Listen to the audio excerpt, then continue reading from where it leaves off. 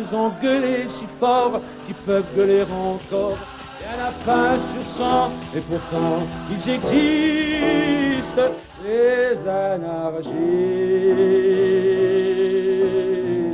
Bonjour à tous, alors aujourd'hui une émission un peu spéciale puisqu'on ne reçoit pas une mais bien deux personnalités aux convictions opposées dans nos studios aujourd'hui, Leïla Abergel et Alice Gauthier. Mesdemoiselles, bonjour. Bonjour. Bonjour. Alors, commencez par nous expliquer un petit peu quels sont vos avis sur la question que soulève l'anarchisme, car je pense qu'on est tous plus ou moins conscients qu'il s'agit dans notre société actuelle d'une pensée un peu utopiste, n'est-ce pas? Alors du coup, pour commencer, je reprends ce que vous venez de dire. Pour moi, il n'est pas question là d'utopie, au contraire.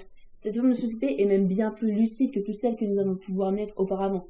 En fait, pour tout vous dire, des sociétés anarchistes ont déjà vu le jour. Oui, il me semble qu'une entreprise avait ce projet, non? Exactement, c'est l'entreprise Godin qui, au 19e siècle, avait mis en place Phalanstère, une cité idéale, une entreprise qui offre donc à ses ouvriers la possibilité d'une entreprise et même d'une petite société libre et juste. Quoi de mieux pour des travailleurs? J'entends tout ce que vous dites, mais regardez, de nombreuses sociétés comme Libertalia à Madagascar ou encore Utopia aux États-Unis sont des sociétés anarchistes qui n'ont pas survécu. C'est bien qu'il y a un problème de fond. Oui, mais regardez, depuis des années et des années, la question de l'anarchie se pose. Si cette idée était mauvaise, on l'aurait abandonnée depuis longtemps, n'est-ce pas? D'accord, mais justement, si ce type de société était possible, vous ne pensez pas qu'on aurait déjà trouvé un moyen de le mettre en place?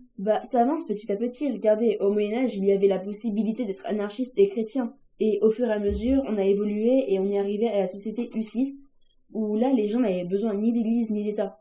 En vérité, le réel souci d'une société anarchiste, si vous voulez mon avis, c'est que ça implique de confronter liberté et sécurité. Parce que dans notre société actuelle, on est surprotégé partout et à trop être protégé, on en oublie justement de se protéger. On a une confiance aveugle et ce serait dangereux d'offrir une liberté à une société entravée depuis des millénaires, face à leurs pulsions et leurs envies.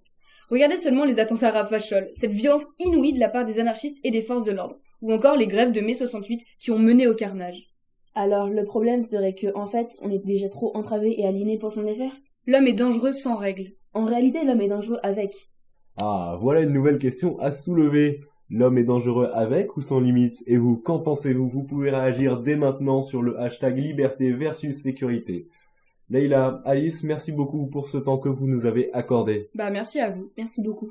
Eh bien, c'était un plaisir. On se retrouve vendredi à 18h pour une nouvelle émission. Ciao! Aux âmes, aux âmes, aux âmes, aux âmes, aux âmes, aux âmes.